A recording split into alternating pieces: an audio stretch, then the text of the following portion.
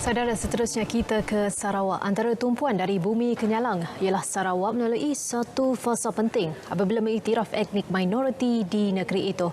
Untuk perkembangannya langsung bersama Buma Win. Silakan Buma. Ya Nurul, Sarawak telah melalui satu fasa yang penting apabila mengiktiraf etnik minoriti di negeri ini selain diberi kuasa memasukkan senarai nama etnik yang belum tersenarai dalam kategori Bumi Putera Sarawak.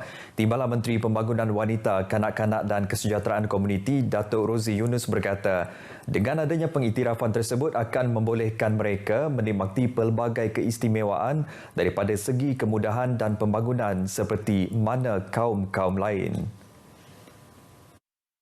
Sarawak diberi kuasa untuk meregister nama-nama etnik ini untuk dibawa dirangkum di bawah Bumi Putera Sarawak ya. Jadi ini adalah satu kelebihan yang telah dilakukan oleh Yang Berhormat Premier Sarawak dalam memastikan bahawa tiada etnik tertinggal di negeri kita, di wilayah kita di Sarawak ini.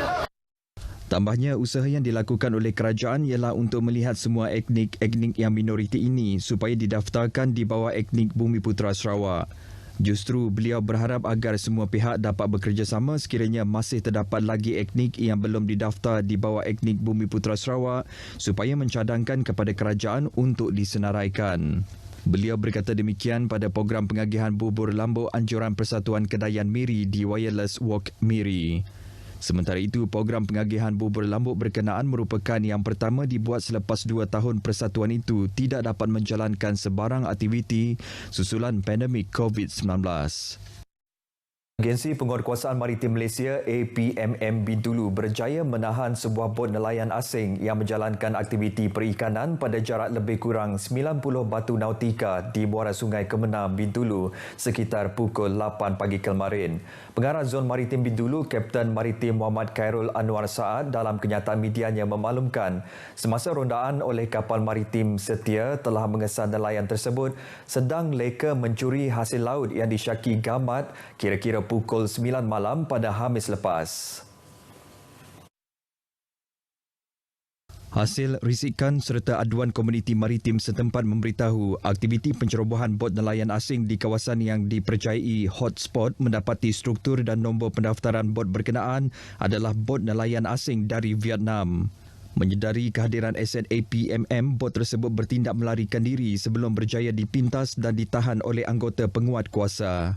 Hasil pemeriksaan dan penggeledahan mendapati 6 kru lelaki termasuk tekong warga Vietnam berumur dalam lingkungan 28 hingga 37 tahun ditemukan dalam bot tersebut.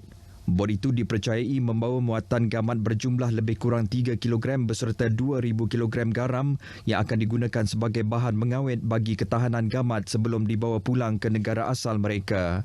Kesemua kru peralatan menangkap ikan serta hasil rampasan termasuk bot yang dianggarkan berjumlah RM500,000 ditahan dan diiring ke Pusat Tahanan Vesel Zon Maritim Bintulu untuk siasatan lanjut. Kes disiasat di bawah Akta Perikanan 1985.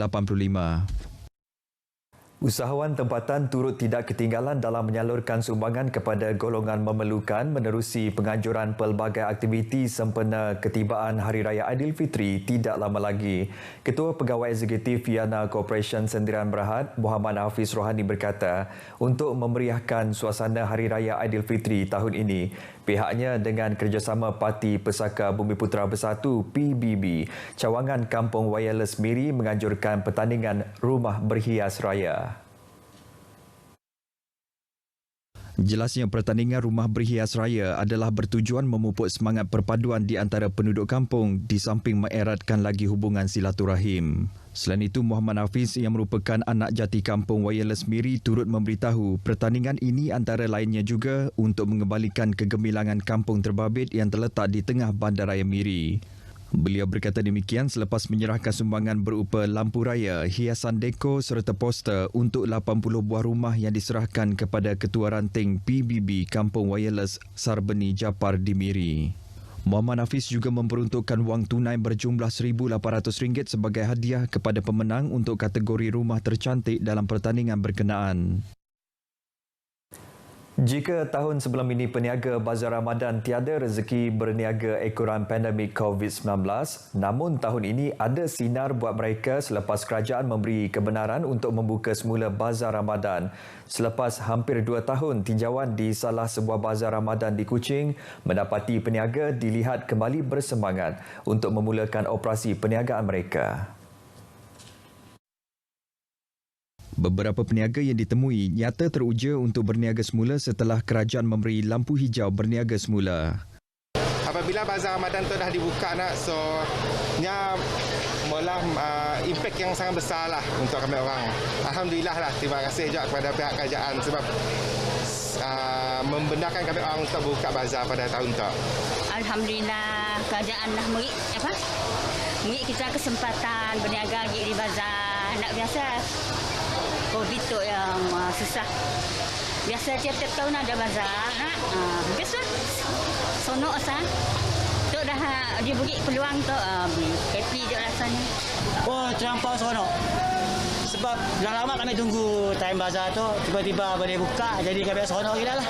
Rasa bersyukur lah sebab dah berapa tahun kita dah buka bazar kita. Contoh, Alhamdulillah, senang kami juga lah.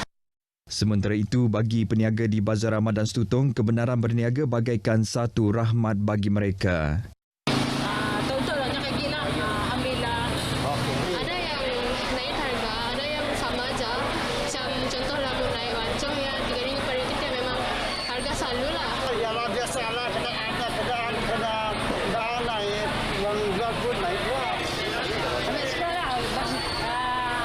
Tahun tu dapat jual lah. Tinjauan kru RTM di Bazar Ramadan Setutong juga menyaksikan orang ramai mula berpusu-pusu mendapatkan juadah bagi berbuka puasa petang ini.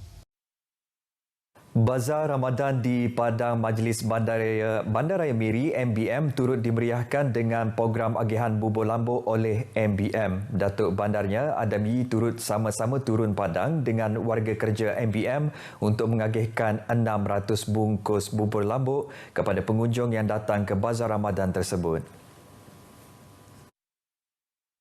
Adami yang juga ahli Dewan Undangan Negeri Pujuk berkata program serupa tidak dapat dilakukan sebelum ini memandangkan negara berhadapan dengan penularan wabak COVID-19. We are here to give away the bubur lombok for the people who come and buy the buka puasa makanan. So today we have prepared 600 packs of this bubur to be given away free to all the shoppers here. Beliau menyatakan demikian kepada pemberita selepas program pengagihan bubur lambuk kepada pengunjung Bazar Ramadan di Padang MBM. Jelasnya program seumpama ini adalah bertujuan untuk berkongsi rezeki dengan pengunjung terutamanya masyarakat Islam yang terdapat di Miri. Di Limbang, sejumlah 3,677 kotak buah kurma diagihkan kepada masyarakat Islam di 74 buah kampung. Menurut Timbalan Menteri Pembangunan Luar Bandar, Dato' Hasbi Habibullah, pengagihan buah kurma tersebut adalah hasil sumbangan daripada pelbagai pihak, khususnya di bawah kementeriannya. Dato' Hasbi yang juga merupakan ahli Parlimen Limbang memaklumkan program pengagihan buah kurma itu merupakan aktiviti tahunan untuk semua masyarakat Islam di kawasan Limbang. Beliau menyatakan demikian kepada pemberita selepas program penyerahan dan pengagihan buah kurma di Limbang. Baik saudara, sekian berita dari Sarawak. Salam keluarga Malaysia. Kita kembali bersama Nurul di Angkasa Puri. Silakan Nurul. Terima kasih, Bu Mawin.